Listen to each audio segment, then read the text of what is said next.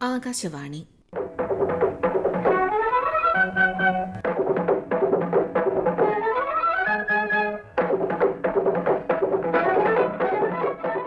തിരുവനന്തപുരം പ്രാദേശിക വാർത്താ വിഭാഗം അവതരിപ്പിക്കുന്ന വാർത്താ തരംഗിണി.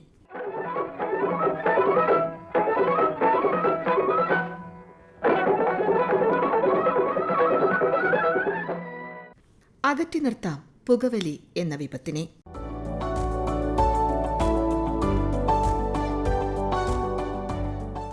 പുകവലിയും പുകയില ഉൽപ്പന്നങ്ങളുടെ ഉപയോഗവും സമൂഹത്തിൽ സൃഷ്ടിക്കുന്ന സാമൂഹിക, പാരിസ്ഥിതിക, സാമ്പത്തിക, ആരോഗ്യ പ്രത്യാഘാതങ്ങൾ വളരെ വലുതാണ്. പുകയില, പുകവലിജന്യ രോഗങ്ങൾ നമ്മുടെ ആരോഗ്യകരമായ നിലനിൽപ്പിനെ തന്നെ പ്രതികൂലമായി ബാധിക്കുന്നു. ഏകദേശം 80 ലക്ഷം ആളുകൾ പ്രതിവർഷം പുകയിലജന്യ രോഗങ്ങളാൽ മരണമടയുന്നു എന്നാണ് കണക്കുകൾ. ഇതിൽ 13 ലക്ഷം പേർ പുകവലിക്കാരുടെ സാമീപ്യം മൂലം പുക ശ്വസിക്കാനിടയാകുന്ന ഹതഭാഗ്യരാണ്. ഇന്ത്യയിൽ പ്രതിവർഷം 10 ലക്ഷത്തോളം ആളുകൾ പുകയില, പുകവലിജന്യ രോഗങ്ങളാൽ ജീവൻ നഷ്ടപ്പെടുന്നു. ഇത്തരം രോഗങ്ങളാൽ മരണമടയുന്ന 80% പേരും അവികസിത, വികസ്വര രാജ്യങ്ങളിൽ നിന്നുള്ളവരാണ് എന്നതാണ് വസ്തുത. ദൂഷ്യഫലങ്ങൾ മാത്രമുള്ള, ഗുണപരമായ യാതൊന്നുമില്ലാത്ത ഒന്നാണ് പുകവലിയും പുകയില ഉൽപ്പന്നങ്ങളുടെ ഉപയോഗവും എന്ന് പറയാതെ വയ്യ. 90% ശ്വാസകോശ ക്യാൻസറിന്റെയും 25% ഹൃദ്രോഗത്തിന്റെ കാരണവും പുകവലിയല്ലാതെ മറ്റൊന്നുമല്ല. പുകയില മനുഷ്യ ശരീരത്തിന്റെ ഏതാണ്ട് എല്ലാ അവയവങ്ങളെയും ദോഷകരമായി ബാധിക്കുന്നു.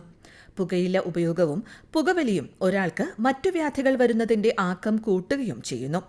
ഒരു മനുഷ്യനെ ശാരീരികമായും സാമൂഹികമായും സാമ്പത്തികമായും ഇത് തളർത്തുന്നു. പുകവലിയിലൂടെ അപകടകാരികളായ രാസപദാർത്ഥങ്ങൾ പെട്ടെന്ന് തന്നെ ശരീരത്തിന്റെ എല്ലാ ഭാഗത്തും രക്തത്തിലൂടെ എത്തിച്ചേരുന്നു. പുകയിലയിൽ അടങ്ങിയിട്ടുള്ള നിക്കോട്ടിൻ പുകയിലയോടുള്ള ആസക്തിക്ക് കാരണമാകുന്നു. നിക്കോട്ടിൻ മൂലം ശരീരത്തിൽ ഉൽപ്പാദിപ്പിക്കപ്പെടുന്ന ഡോപ്പമിൻ എന്ന രാസവസ്തു പുകയിലയോടുള്ള ആസക്തി കൂട്ടുന്നു. സംസ്ഥാന ആരോഗ്യവകുപ്പ് പൊതുജനാരോഗ്യ വിഭാഗം ഡെപ്യൂട്ടി ഡയറക്ടറും ദേശീയ പുകയില നിയന്ത്രണ പദ്ധതിയുടെ സംസ്ഥാന നോഡൽ ഓഫീസറുമായ ഡോക്ടർ ബിപിൻ ഗോപാൽ. എല്ലാ വർഷവും മെയ് 31 ലോക പുകയില വിരുദ്ധ ദിനമായി ആചരിക്കുകയാണ്. ഈ ദിനത്തോടനുബന്ധിച്ച് ലോകാരോഗ്യ സംഘടന ഒരു പുകയില വിരുദ്ധ സന്ദേശം നൽകാറുണ്ട്. ഈ വർഷത്തെ സന്ദേശം unmasking the appeal, countering nicotine and tobacco addiction എന്നുള്ളതാണ്. പുകയിലയെയും പുകയിലയിൽ അടങ്ങിയിരിക്കുന്ന നിക്കോട്ടിൻ എന്ന മാരക വസ്തുവിനെയും കുറിച്ച് ജാഗരൂകരായിരിക്കുക, അതിനെതിരെ പ്രവർത്തിക്കുക, പ്രതികരിക്കുക എന്നതാണ് ഈ സന്ദേശം കൊണ്ട് ഉദ്ദേശിക്കുന്നത്. നമുക്കറിയാവുന്നതുപോലെ ഉപഭോക്താക്കളിൽ 50%-ലധികം പേരെയും കൊന്നൊടുക്കുന്ന ഏക ഉൽപ്പന്നമാണ് ടുബാക്കോ അഥവാ പുകയില. ഒരു സിഗരറ്റിൽ ഏകദേശം 4000-ഓളം രാസവസ്തുക്കൾ അടങ്ങിയിട്ടുണ്ട്.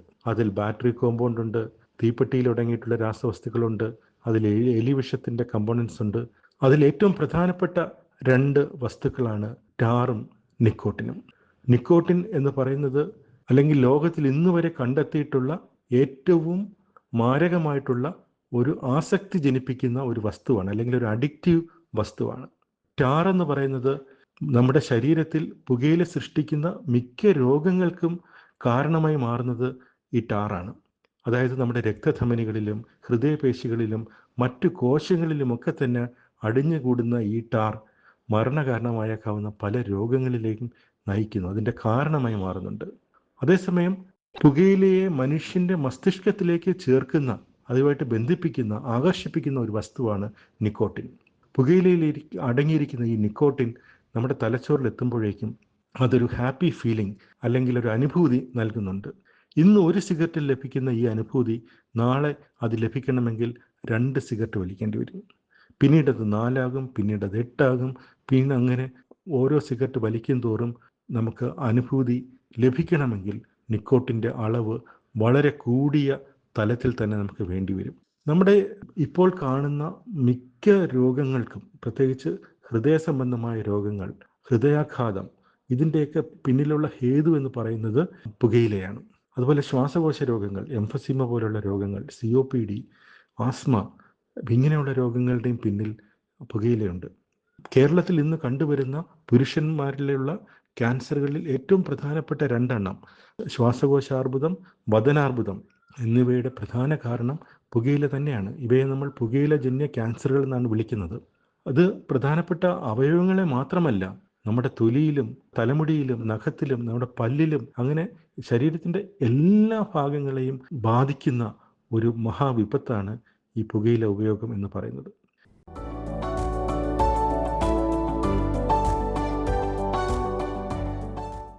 വിവിധയിനം ക്യാൻസറുകൾക്ക്, പ്രത്യേകിച്ച് ശ്വാസകോശാർബുദത്തിന് പ്രധാന കാരണം പുകയില ഉപയോഗമാണ്. പുകയിലയുടെ ഉപയോഗം വായ, തൊണ്ട, അന്നനാളം, ബ്ലാഡർ, പാൻക്രിയാസ് എന്നിവിടങ്ങളിലെ ക്യാൻസറിനും കാരണമാകുന്നു. പുകവലി ഹൃദയാരോഗ്യത്തിന് ദോഷം ചെയ്യും. ഗർഭകാലത്തെ പുകയില ഉപയോഗം ഗർഭമലസൽ, മാസം തികയാതെയുള്ള പ്രസവം, ഭാരം കുറഞ്ഞ കുഞ്ഞ് ജനിക്കാനുള്ള സാധ്യത, കുട്ടികളിൽ വളർച്ചാ പ്രശ്നങ്ങൾ ഇവയ്ക്കുള്ള സാധ്യത വർദ്ധിപ്പിക്കുന്നു. ഗർഭകാലത്ത് പരോക്ഷ പുകയുടെ സമ്പർക്കം വരുന്നതും നിരവധി സങ്കീർണതകൾക്ക് കാരണമാകും. നമ്മൾ നേരിട്ട് ബീഡിയോ സിഗരറ്റോ വലിച്ചില്ലെങ്കിലും ആ പുകയേറ്റാൽ മതി ആരോഗ്യ പ്രശ്നങ്ങളുണ്ടാകാൻ. നേരിട്ടല്ലാതെയുള്ള ഈ പുകയേൽക്കലിന് പാസീവ് സ്മോക്കിംഗ് എന്നും സെക്കൻഡ് ഹാൻഡ് സ്മോക്കിംഗ് എന്നുമൊക്കെ പറയും. സംസ്ഥാന ആരോഗ്യ വകുപ്പ് പൊതുജനാരോഗ്യ വിഭാഗം deputy director doctor Bipin Gopal തുടരുന്നു.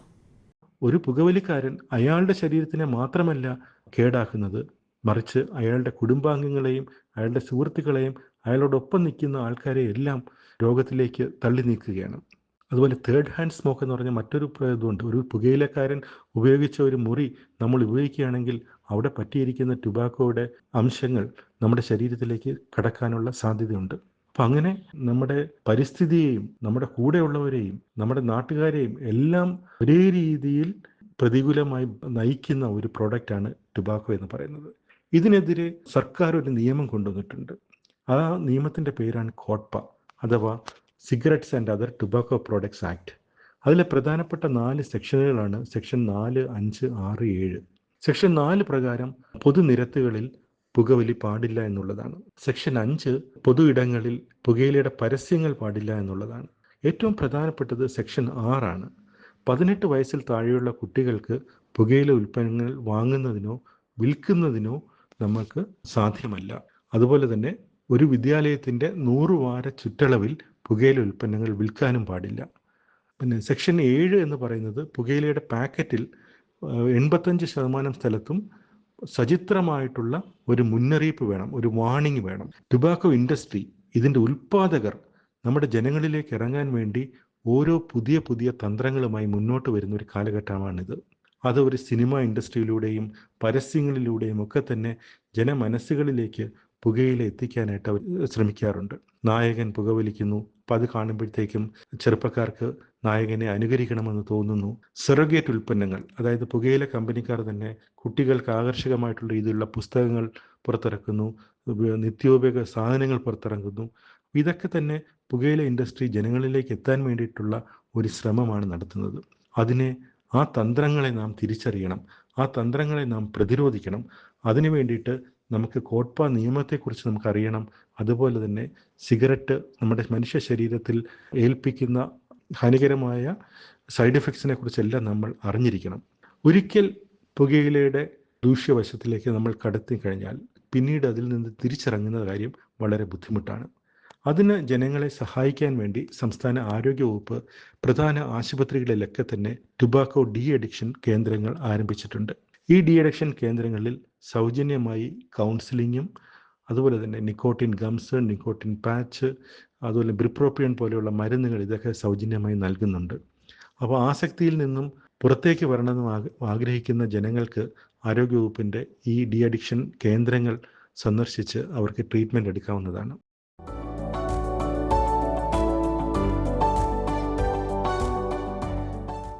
പുകയില വിപണന വ്യാപാര മേഖല നമ്മുടെ പരിസ്ഥിതിയിൽ സൃഷ്ടിക്കുന്ന പ്രത്യാഘാതം വളരെ വലുതാണ്. അത് നമ്മുടെ ആവാസ വ്യവസ്ഥയുടെ സന്തുലിതാവസ്ഥയെയും പ്രകൃതി വിഭവങ്ങളുടെ ആരോഗ്യ ശോഷണത്തിനും കാരണമാകുന്നു. മനുഷ്യ സമൂഹത്തിന്റെ ആരോഗ്യത്തെ ഹനിക്കും വിധം പുകയിലയുടെ നിർമ്മാണവും വിപണനവും നമ്മുടെ പരിസ്ഥിതിയെയും വിഷമയമാക്കുന്നു. വർഷത്തിൽ 84 മെഗാടൺ ഹരിതഗൃഹ വാതകം പുറപ്പെടുവിക്കുക വഴി പുകയില വ്യവസായം കാലാവസ്ഥാ വ്യതിയാനങ്ങൾക്കും ആക്കം കൂട്ടുന്നു. പ്രതിവർഷം 35 ലക്ഷം ഹെക്ടർ ഭൂമി പുകയില വ്യവസായത്തിനായി നശിപ്പിക്കപ്പെടുന്നു എന്നാണ് കണക്ക്. പുകവലി മൂലമുണ്ടാകുന്ന സാമ്പത്തിക നഷ്ടം ഇതിനൊക്കെ പുറമെയാണ്. നമ്മുടെ നാട്ടിലെ അല്പവരുമാനക്കാരും അർദ്ധപട്ടിണിക്കാരുമൊക്കെ വരുമാനത്തിന്റെ 30% വരെ പുകവലിക്കായി ഉപയോഗിക്കുന്നുവെന്നാണ് വിലയിരുത്തൽ. തൃശൂർ ജില്ലയിലെ Punarjani charitable trust for de addiction and റീഹാബിലിറ്റേഷനിൽ ഡി അഡിക്ഷൻ കൗൺസിലറായ ശ്രീ ശ്രീധലം ശ്രീധരൻ. യുവാക്കളിലൊക്കെ ഒരു ക്യൂരിയോസിറ്റിയുടെ പുറത്തോ അല്ലെങ്കിൽ കൂട്ടുകാരൊക്കെ നിർബന്ധിച്ച് ഒരു പിയർ ഇൻഫ്ലുവൻസിൻ്റെ പുറത്തോ ഒന്ന് പരീക്ഷിക്കാമെന്ന രീതിയിൽ തുടങ്ങുന്ന ഉപയോഗം പിന്നീടത് സ്ഥിരമായ ശീലമായി മാറാറുണ്ട്. പലപ്പോഴും ടുബാക്കോ യൂസ് അല്ലെങ്കിൽ പുകയില ഉൽപ്പന്നങ്ങളുടെ ഉപയോഗം ഒരു ഗേറ്റ് വേ ഹാബിറ്റായി മാറുകയും പിന്നീട് മറ്റ് ലഹരി വസ്തുക്കൾ ഉപയോഗിക്കാനുള്ള സാധ്യത വർദ്ധിപ്പിക്കുകയും ചെയ്യുന്നുണ്ട്. പുകയില ഉപേക്ഷിക്കാൻ ആഗ്രഹിക്കുന്നവർ ആദ്യം തന്നെ ചെയ്യേണ്ടത് ഒരു ക്വിറ്റ് ഡെസിഷൻ എടുക്കുക എന്നുള്ളതാണ്. ഞാനിത് നിർത്താനായിട്ട് ഞാൻ തന്നെ തീരുമാനിക്കണം. അപ്പോൾ പുകയില ഉപയോഗിക്കാൻ തോന്നുന്ന സാഹചര്യങ്ങൾ തിരിച്ചറിയുക എന്നുള്ളതാണ് രണ്ടാമത്തെ പടി.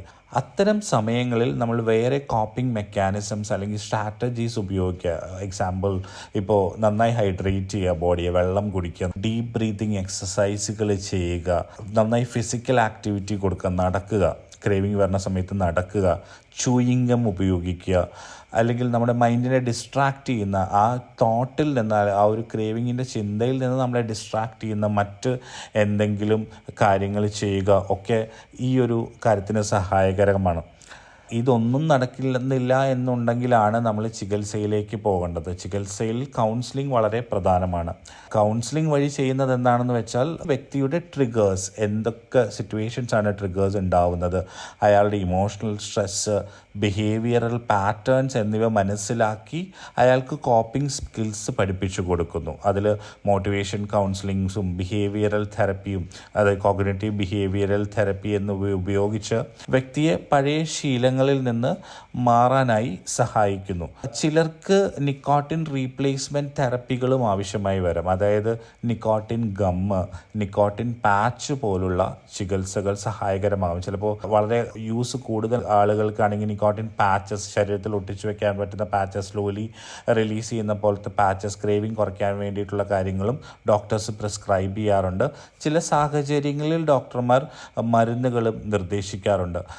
ശരിയായ ചികിത്സയും പിന്തുണയും ലഭിച്ചാൽ റിക്കവറി സാധ്യമാണ്.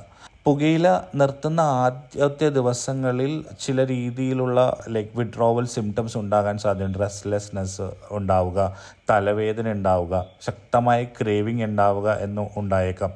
ഇത് വളരെ താൽക്കാലികമായ ഒരു ഘട്ടമാണ്. ഈ സമയത്ത് ഒരു സൈക്കോളജിക്കൽ സപ്പോർട്ടും അതുപോലെ തന്നെ പ്രൊഫഷണൽ സപ്പോർട്ട് ആവശ്യമാണ്. പ്രൊഫഷണൽ സപ്പോർട്ടിനോടൊപ്പം തന്നെ കുടുംബത്തിൻ്റെയും സുഹൃത്തുക്കളുടെയും ഒക്കെ സപ്പോർട്ട് ആവശ്യമാണ്. പുകയില നിർത്താൻ ഒട്ടും വൈകിയിട്ടില്ല.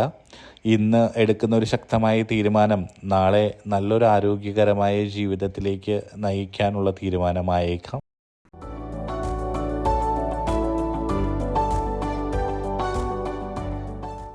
പുകവലി ഉപേക്ഷിക്കുക എന്നത് ഈ ശീലത്തിന് അടിമപ്പെട്ട ഏതൊരാൾക്കും സ്വീകരിക്കാവുന്ന ആരോഗ്യപരമായ തീരുമാനമാണ്. നിങ്ങളുടെ പ്രായമോ ഈ ശീലത്തിന്റെ കാലപ്പഴക്കമോ ഒന്നും അതിന് വിലങ്ങുതടിയല്ല. പുകവലിയുടെ ദോഷവശങ്ങൾ തിരിച്ചറിഞ്ഞ് ഈ ശീലം ഉപേക്ഷിക്കാനുള്ള ആഗ്രഹവും നിശ്ചയവും അവനവനിൽ തന്നെ ഉണ്ടാവുന്നതാണ് ഇതിൽ നിന്നും രക്ഷ നേടാനുള്ള ആദ്യപടി. എല്ലാ വർഷവും മെയ് 31 ലോക പുകവലി വിരുദ്ധ ദിനമായി ആചരിക്കുന്നത്. പുകയില ഉപയോഗം മൂലമുണ്ടാകുന്ന ആരോഗ്യ പ്രശ്നങ്ങളെക്കുറിച്ചും ദൂഷ്യവശങ്ങളെക്കുറിച്ചും പൊതുജനങ്ങളിൽ അവബോധം സൃഷ്ടിക്കുക എന്നതാണ് ഈ ദിനാചരണത്തിന്റെ പ്രധാന ലക്ഷ്യം. പുകയില വിരുദ്ധ പ്രചാരണങ്ങൾ കൂടുതൽ കാര്യക്ഷമമാകേണ്ടതുണ്ട്. ഇക്കാര്യത്തിൽ സാമൂഹ്യ സന്നദ്ധ സംഘടനകൾക്കുള്ള പങ്ക് നിർണായകമാണ്. പുകവലിക്കെതിരെയുള്ള നിയമനിർമ്മാണങ്ങൾക്കും പ്രസക്തി ഏറെയാണ്. അടുത്ത 10 വർഷം കൊണ്ടെങ്കിലും ഒരു പുകവലി രഹിത ലോകം കെട്ടിപ്പടുക്കാൻ നമുക്ക് സാധിക്കുമെങ്കിൽ അത് നമ്മോടും ഭാവി തലമുറയോടും ചെയ്യുന്ന ഏറ്റവും വലിയ സേവനമായിരിക്കും.